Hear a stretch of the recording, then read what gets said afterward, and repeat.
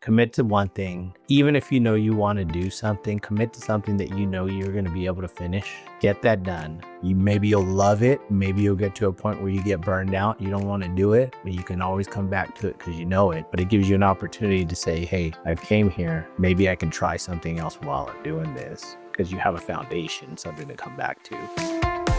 Hi, everyone, and welcome to Path Found, the podcast about the real, messy, unexpected journeys that lead us to the work we love. I'm Monica Argandonia, and every week I talk with someone whose story proves there's no single right way to build a meaningful life.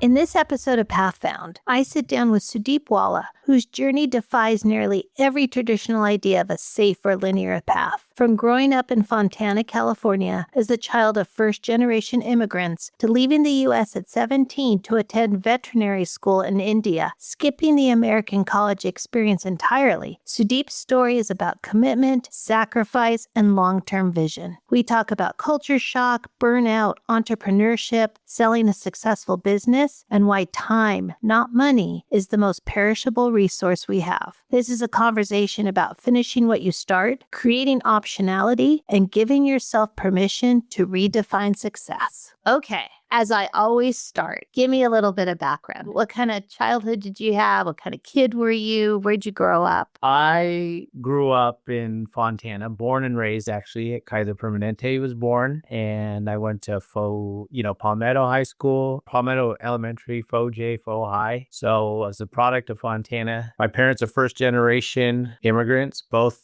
immigrated here from India. So I'm first generation born here. So my dad, he was, a lot of immigrant stories start like this, but I mean, literally came here with probably $16 in his pocket, trying to figure things out. And he did. And he met my mom and brought her down here. And he started off working at that point, it was Kaiser Steel, not even Kaiser Permanente, for those whoever remembers that. But then they shifted to a hospital format, but he worked at Kaiser Steel. He became an electrician, then a general contractor, and eventually started working for a company where he managed over 300 people, building huge underwater pipes for sewerage. And then my mom, she came here and same thing, started working at Kaiser Permanente, and that was their background. And, I was just a typical kid born in America, just with immigrant parents, with learning about their culture, but still trying to be in the American culture at the same time. Were you good in school? I think there's been a theme of just kids with immigrant parents who, feel the pressure of having to succeed. And there's a lot of push, to do well academically. Was that your experience? I was never pushed to do well academically, but to be honest, school kind of came a little naturally to me. And it wasn't the most rigorous in Fontana, to be honest with you. We weren't the highest academically ranked school. Sports was really a big thing over there. So, I asked my mom that question. She said she never had to really push me. It was just kind of, I got it done. I was efficient with my time. I remember I used to do my homework at recess so I can have fun at home. I know there's a lot of times association with, immigrant parents being, hey, push. It wasn't necessarily that. I think when I got older is, hey, think about what you want to do. It was more, hey, maybe you should consider medical, a lot of medical kind of, be a doctor. And I actually remember having a conversation when I was younger with my neighbor across the street, telling her I want to be a cardiologist. And she said, or at that time I didn't know what cardiologist said, heart doctor.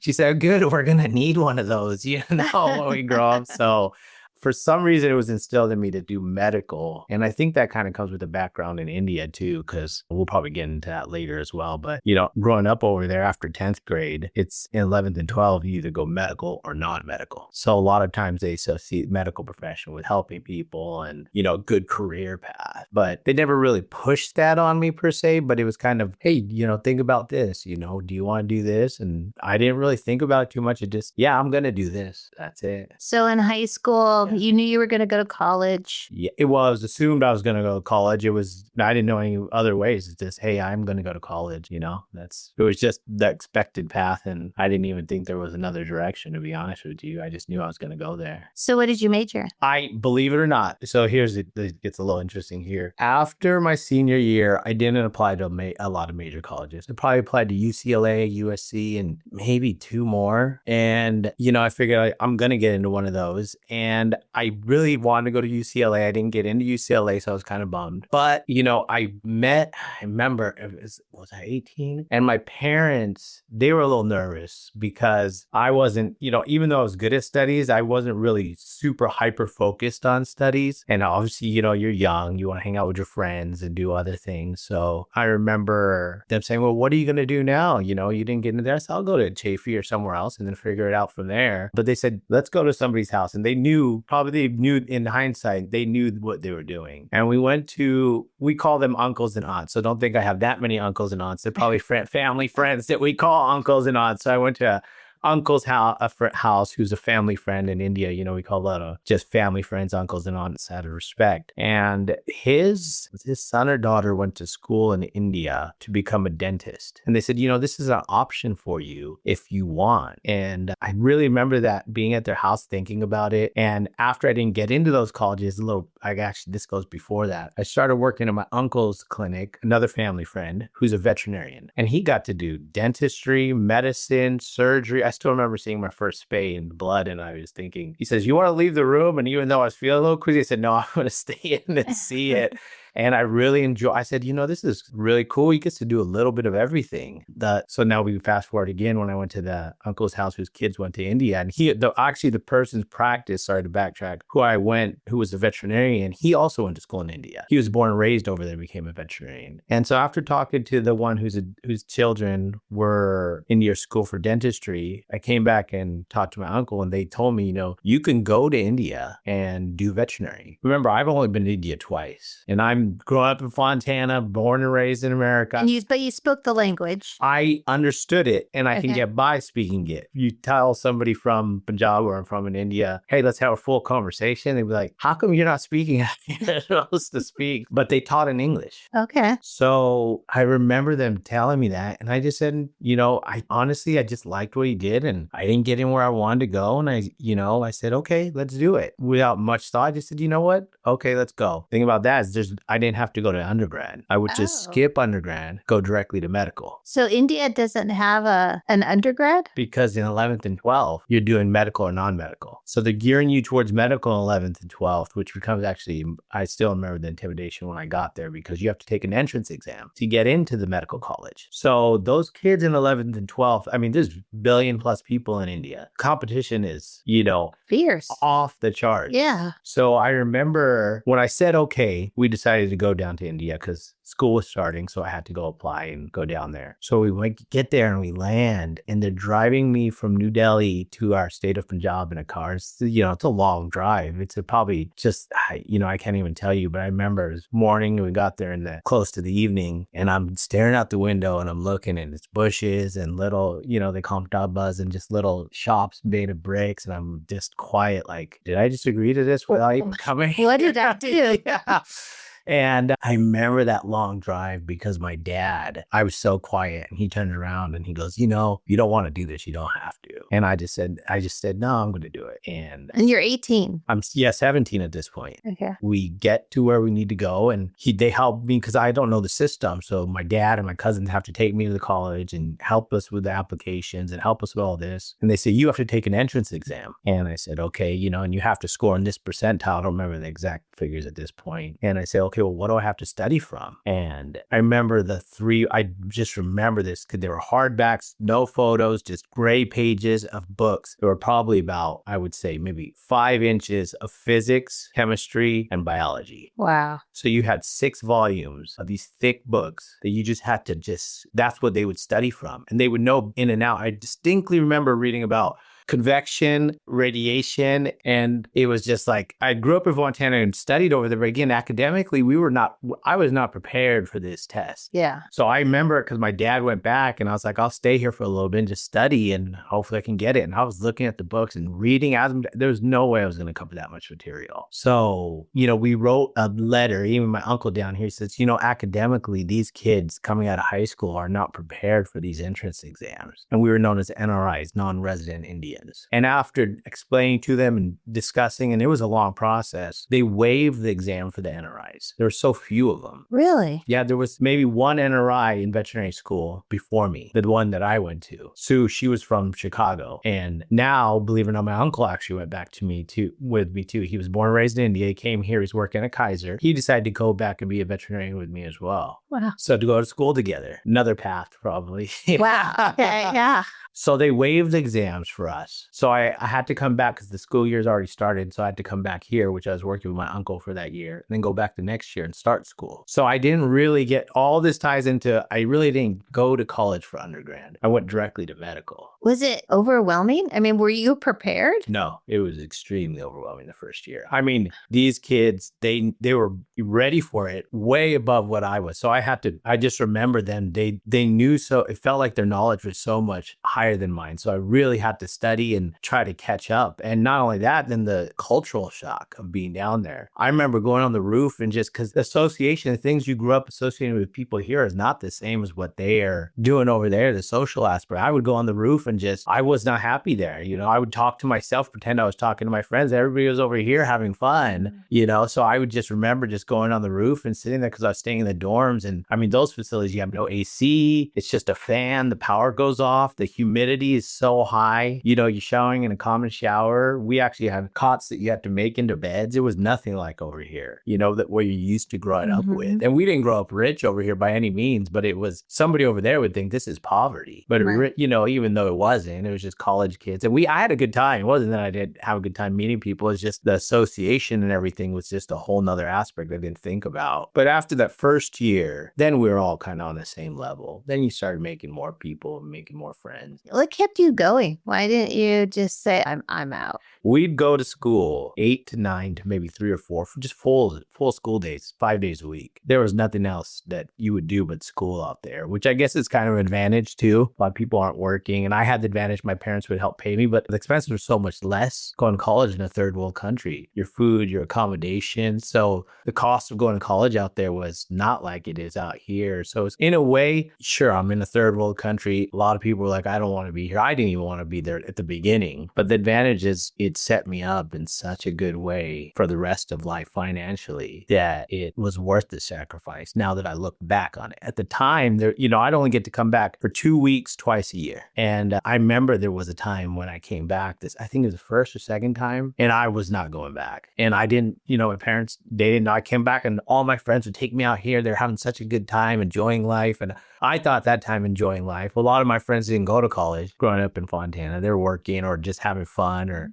some of them were in college having even more fun over there and telling me about their college life. And then I remember saying, I'm not going back. And there was at a point, and I tell my friend, I'm just going to stay at your house. I'm not going back. And I had good friends, and they told my parents, and they all convinced me to go back. I was ready to just start working and say, nope, and it wasn't necessarily the academics. It was just that this is what I left to go back there. And I don't have the friend circle. I don't have the relationships. Right. It was a lot. And you'll hear that from a lot of first generation immigrants that come here at the beginning. I'm going to go back to where I was in a year or so. American life is just so busy. You work so much. It's so tough. And it's not necessarily only that. It's because you're leaving your friend circle. You're leaving what you know. You're leaving all the people, which is, a system that you know. So I think then they stay here for a couple of years. They make friends. So I think that was part of it. But yeah, I did want to leave at some point. So the second year gets better. Second year starts to get better. I meet actually more NRIs who are going to medical school. Some from New York, who's still one of my best friends right now, Chicago and other things, even though it's another school. So at least I had more people that I could socialize with. And I started, interacting with the locals. And I had a lot of family down there too in different cities. So we'd go there on the weekends, and it was a different type of life. And, now I wish I would have been more in the moment because, boy, it was an experience to learn something about and, I got to learn about my culture more. I would never have been born here and know as much about my culture as I did down there, and see some of the things that I got to see. And it's a different type, way of life, but people might not have as much money a lot of times, but they're happy, good people. Why did you pick the veterinarian track? But when I worked with my uncle and I volunteered there, I just thought it was just so cool just to see how many different. I kind of had an idea I wanted to do medicine. Remember when I was telling hey, I wanted to be maybe a cardiologist or a heart surgeon when I was little. I knew I wanted to do medicine. Maybe that was because my parents geared me towards that. But when I worked with him, it was just, hey, I loved pets. I always loved pets. You know, I had dogs growing up and they were just, you know, great. I wasn't a big animal person because I didn't grow up around large animals, but the dogs and cats and just animals, I was fascinated. I used to read books about, you know, tigers and all these other animals. When you're little, you're just so fascinated by these things. And when I went to work with him, it was just so interesting that you get to see, you know, you're working with pets, but you get to do medicine, dentistry, surgery, you know, whatever you kind of feel that comfortable doing, you could do. So I said, I really enjoy this. And he said, well, if you enjoy this, school is starting down there. And I said, well, let's go give it a shot. So how long are you there? How long does 5 years. 5 years. So then you graduate. Then what? So I graduate and you have to come take an equivalency test to show that you're equivalent to be able to practice here. I think it was called the NAVLE. So I came back and I studied a lot for probably 3 months nonstop. I'd wake up, I'd go work out, I'd drink my coffee, I just had a routine every day. Then I'd study a little bit. Then I'd go to the library, study at night. I don't remember the exact times, but I used to go to the Claremont colleges. At that time, I could get into the library, and I don't even know if I should say this, use my cousin's pass to get in and study.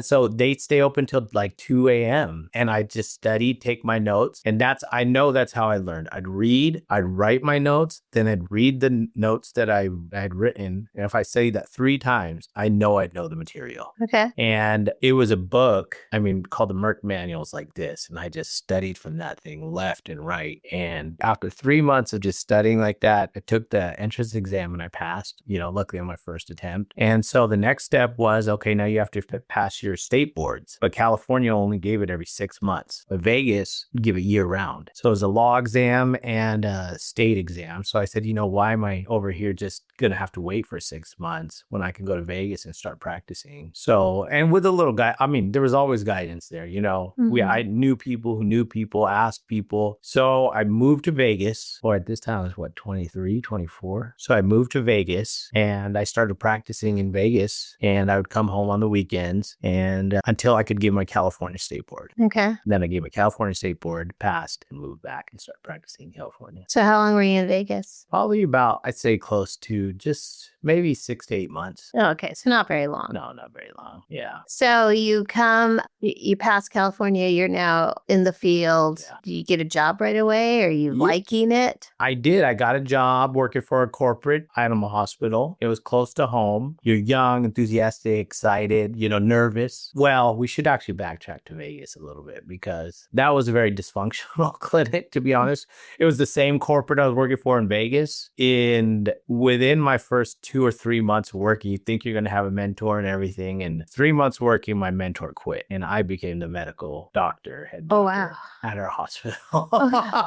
So surgeries, you're talking about dentistry, extractions, all this that you're coming out of college hoping to be prepared for. But I've got to backtrack as well too. I'm sorry. After I graduated and passed my exams, I also went for a year to Oklahoma State to do an externship. Oh, okay. Which I learned a lot of my medicine and surgery skills at Oklahoma State. Okay. So I did a year of that. Then I came back and went to Vegas. Yeah, I was going to ask if you had to do any kind of residency or, some kind of hands-on experience. And that was optional at that time. Now you could either have given an exam or you could have gone to college for a year to do an externship. And I chose that because I felt like I could learn more. Plus I get a little bit of a college experience in America. And now they've eliminated that. You have to take a test regardless. Okay. A hands-on test. So I learned some skills there. Nothing to be 100% confident. You're still nervous where you think your head doctor is going to mentor you and then leaves after 2 or 3 months and you become the medical director of the hospital. But that was my experience there. Then they transferred me here, but I had a great time. I was always willing to try things, and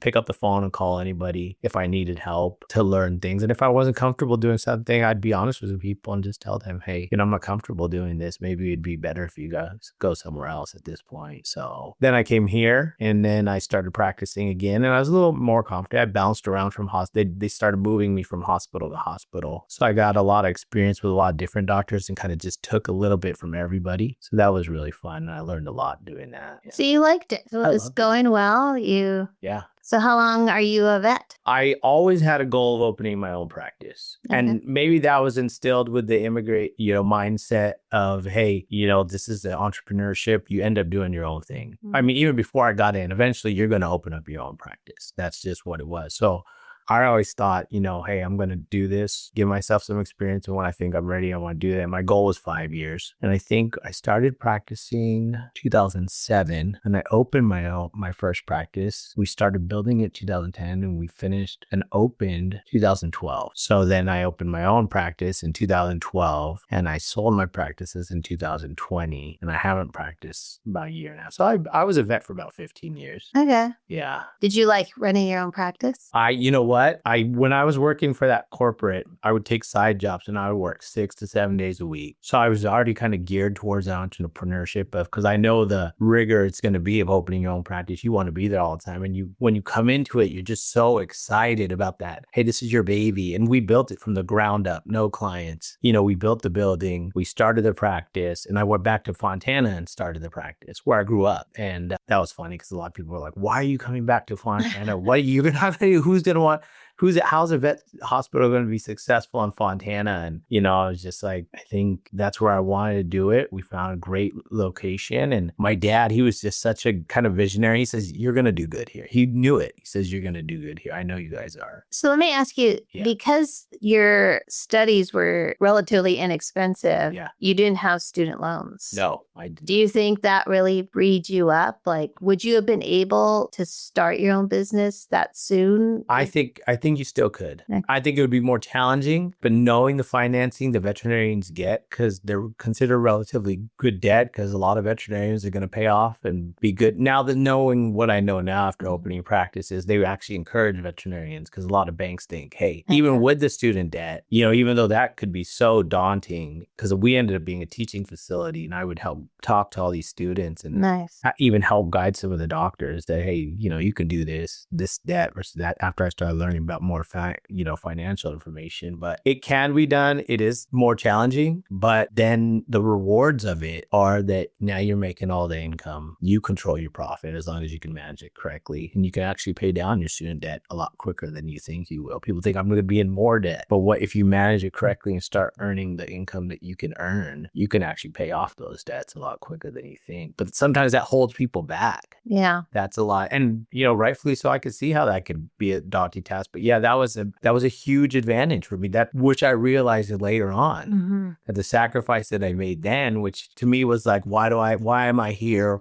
What am I doing here? But after a while, again, I credit a lot to, when we go back to mentorship, to my parents and just, guiding me in the right direction as well. And actually listening to them, was one thing too. So I was lucky in that aspect. So you're a successful business. Yeah. You're enjoying what you're doing. Sure. So what happens? Well, I was actually, we opened that first practice and I was trying to grow. And I remember thinking, okay, I'm going to grow to 5 practices. Okay. So I'm going to have 5 practices, Big goal. all within a certain location. I'm going to own the buildings so I can pay myself rent. And I opened a second practice in North Fontana. And then we had, at one point we had a staff of five doctors, I think, and 35 employees. And my goal was to open a third one, which I was already looking at locations. And this was 2016 when we opened the other one. And then I guess life kind of started happening. I got married. By then I was married, had kids. Well, had one kid at that time, and we were doing well. And I was getting burned out. I was working a lot. And at some point I realized my youngest daughter got diagnosed with type 1 diabetes,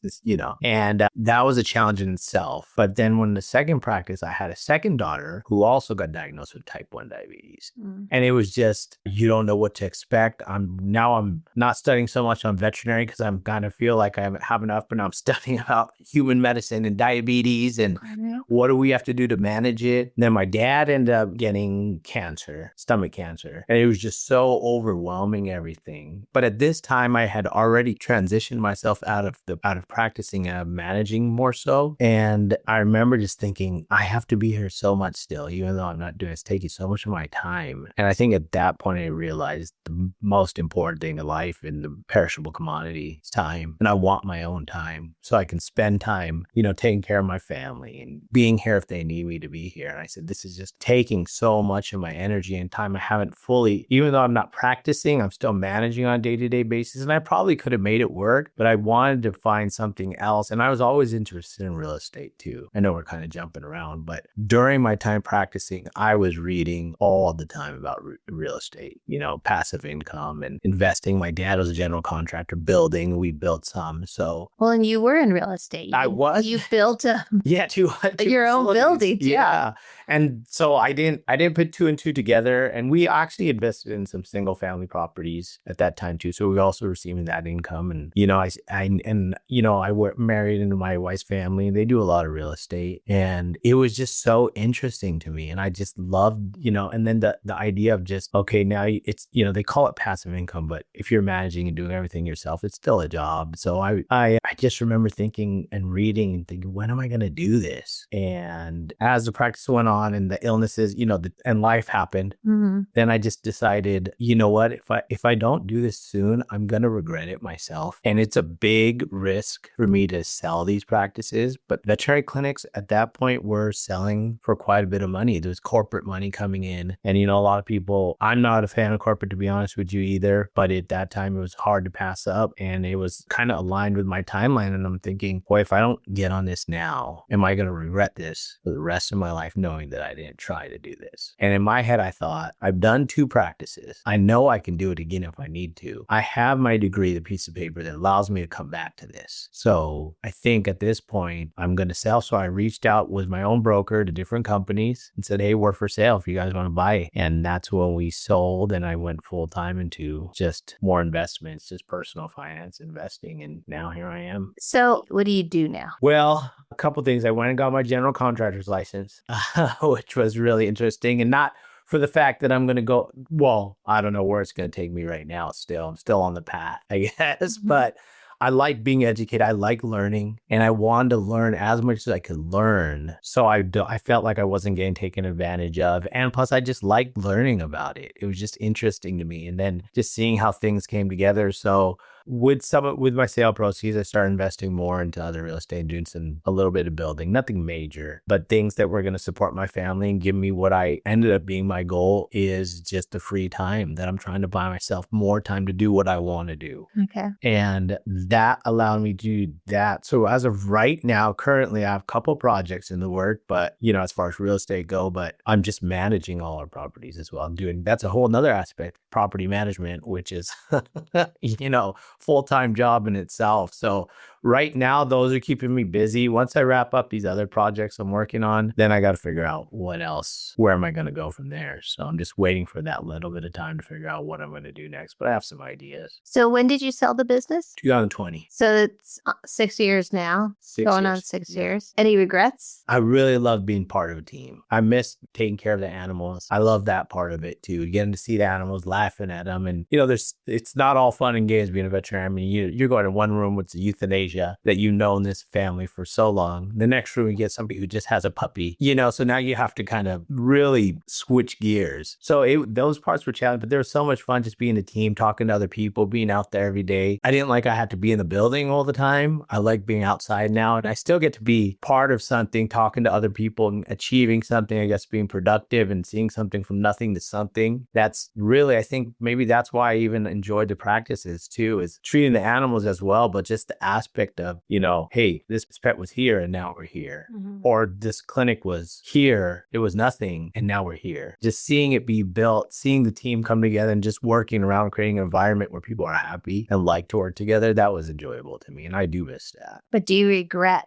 Do I regret it? No. No. Okay. Not at all. And so what's next for you? What's next for me? My dad passed July 18th. And so I've been trying to help my mom just assimilate this year, have her assimilate everything that he has and just put things together. So I've been really preoccupied this last year with this and just trying to get everything back to steady ground for her and kind of wrap up some of the projects that we're on. I think after we're done with this, I'm just going to button in and dial in my own personal finances and where we're at with our management and then figure out what my next project is. Just keep investing and keep moving, keep going and look for the next project that I'm going to do and maybe build some more houses, maybe build into, a warehouse, maybe do something, more it's something that I can tangible reinvest my assets and just keep building that. Realistically, it's not just for me. I mean, I know my kids are going to do what they want to do, but I want to give them, I guess I feel like that. My parents gave me a good foundation and helped mentored me. And hey, this is going to be here, but it's not yours. You have to earn it too. You have to show me that you understand and you got to be a part of managing and doing it all yourself too. But I tell myself I'm doing it for my family and I do really feel that. But, I got to do something too. And what's next for me as far as business, I'll continue to do this. Personally, I love food. I love wine. So what's my next goal? I mean, the two different things I'm thinking about. Personally, I want to do something where I learn about something else. Maybe even I told my wife, you don't get your Psalm 1, I'm going to get my Psalm 1. So and she said, no, I'm going to do it. I said, you better hurry up and get it done. So personally, there's things I want to learn about that I enjoy learning about now that I've got, to a point in real estate where I am at. But also there's other aspects of real estate I also want to get into too that I want to learn more about. So whatever it is, it's a combination, real estate and development, but whatever else comes along. And I haven't practiced, honestly, it's probably been about a year, but I wouldn't mind going back a day or two, working for somebody else as a relief veterinarian, just to get in there and I worked so hard to get that degree that I don't want to let those skills go. Right. And B, just getting back in that environment once in a while, and just being around people and the pets and taking care of them. And, I used to love to talk to clients. And I remember people always telling me, I'll get into veterinary because I love pets. And I'm in my head, I'm thinking, you're not dealing with just pets all day. You're dealing with their owners. So I miss talking to people. I really enjoyed learning about people too and talking to them. So I miss that aspect of pets and people and being in the clinic environment. Is there anything you would go back and tell your college self in India, knowing what you know now? Yeah, just it'll be worth it in the end. Like, enjoy this time. Appreciate India more because not many people will get this experience. Hardly anybody would. You should enjoy it more. Do more things in this country. Don't think about getting back and being back here. So just be in the moment and enjoy where you're at. Even though the stress of the test and everything else was really stressful. But I mean, looking back, how many people could live in another country for 5 years at that age, So that was, if I myself then thinking about that, I would probably tell myself, enjoy it, this time won't come back and you probably never get an opportunity like this again. Any advice you'd give young college students or recent graduates as they're trying to figure it out? I would say commit to one thing. Even if you want to do something, commit to something that you're going to be able to finish. Get that done. And once you commit to it and you finish it, maybe you'll love it. Maybe you'll get to a point where you get burned out. You don't want to do it, but you can always come back to it because you know it. But it gives you an opportunity to say, hey, I've came here. Maybe I can try something else while I'm doing this because you have a foundation, something to come back to. That's kind of what gave me the confidence to branch out to, is that I had something I know I can come back to just in case it didn't work out. Right. Not saying everybody should consider that, you shouldn't think you're going to fail, but I mean, failure happens. It's just, and it's not really failure. It's you learn from it. Right. You learn from that lesson. That's what I told myself, I'm going to try it. If I don't, what do they call it? Analysis paralysis? Yes. Where you just read and listen. I'd listen to podcasts. I'd read in the clinic when I had time, I'd read at home. Wife would be like, why are you reading about these books? They're so boring. I'm like, boring to you, not to me. I want to learn to do it. So if I didn't try it, I would regret it. But I'm so glad that I got that degree and I didn't veer off that path and do something else and committed to it, got it done. And then when I got it done, I figured now I can figure out what am I going to do from here because I have something. It made me feel safe, I should say. Right. You saw it through. Yes. And now it gave you a safety net. Yeah. I like that. Yeah. Well, thank you. Thank you so much for this conversation and for sharing your story. Yeah. No, I appreciate it. Thank you so much for having me. Thank you so much for listening to Path Found. If anything we talked about today connected with you or gave you a new perspective, we'd love it if you subscribed, left a review, or shared the episode with someone you care about. You can also find us on Instagram at Path Found Podcast. To explore more stories, resources, and ways to get involved, visit KeystoneNetwork.org. This podcast is just one part of the journey. At Keystone Network, we're helping young people and anyone figuring it out as they go build meaningful futures one step at a time. A huge thank you to my podcast editor, David Strutt. You can find him on LinkedIn for helping bring these stories to life, and to Elizabeth Miner at Silvermine Creative for the beautiful artwork and web design. And if you're on your own path, navigating the unknown, making a pivot, or simply figuring it out as you go, just know you're not alone. The route may not be linear, but there's always a way forward. I'm Monica Argandonia, and I'll see you next time on Path Found.